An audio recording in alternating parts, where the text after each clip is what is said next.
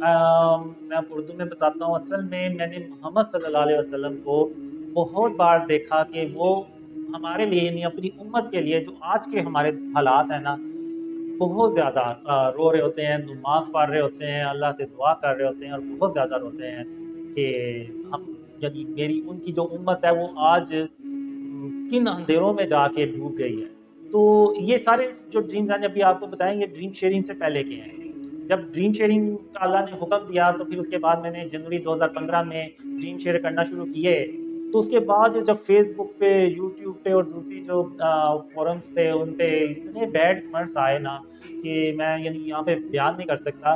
तो मैंने सोचा उस वक़्त, मैंने कहा क्या मैंने इस काम के लिए ये ड्रीम शेयर करना शुरू किए थे कि मुझे यानी बुरा भला कहा जाए, गालियाँ निकाली जाएँ, यानी होता है ना कि सबको होता है कि मैं किसी से क्यों अब ऐसे गालियाँ खाऊँ या बुरा भला भला भला कहें लोग मुझे।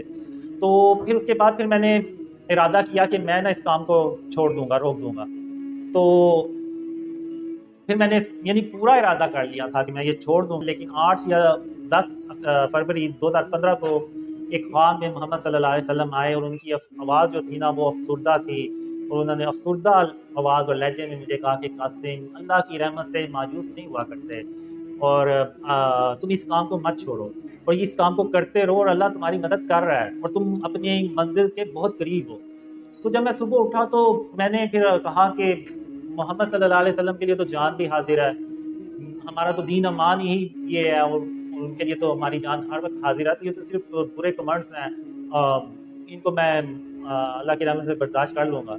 लेकिन उसके बावजूद फिर भी मुझे आता रहता था दिल में। तो फिर मार्च 2015 में अल्लाह ने मुझे एक ख्वाब में कहा कि कासिम, या तो वो काम करो जिसका मैंने तुम्हें हुक्म दिया है, या फिर इन अंधेरों में हमेशा हमेशा के लिए बैठे रहो और तुम मेरा यकीन करो, मैं तुम्हें तुम्हारी मंजिल तक बाहिफाजत पहुँचाऊँगा।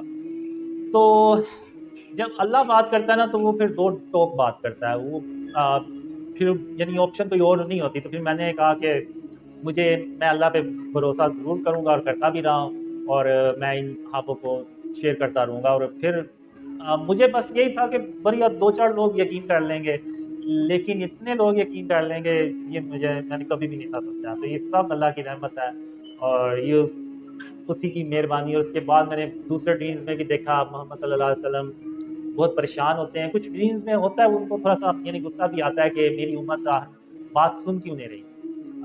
तो एक ड्रीम में यानी वो मोहम्मद सल्लल्लाहु अलैहि वसल्लम इवन ये भी बताते हैं कि कासिम, मेरी उम्मत को ये पैगाम दे दो ताकि क़यामत के दिन मेरी उम्मत मेरे ऊपर ये इल्ज़ाम ना दे सके कि आपने हमें कासिम के ख्वाबों के बारे में बताया ही कब था।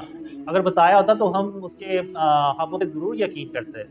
तो यानी यहाँ तक मोहम्मद सल्लल्लाहु अलैहि वसल्लम ने कहा था कि मेरी उम्मत मुझे कोई क़यामत के दिन इल्ज़ाम ना दे सके। तो इस तरह की मैंने ड्रीम्स जो हैं वो काफ़ी देखे।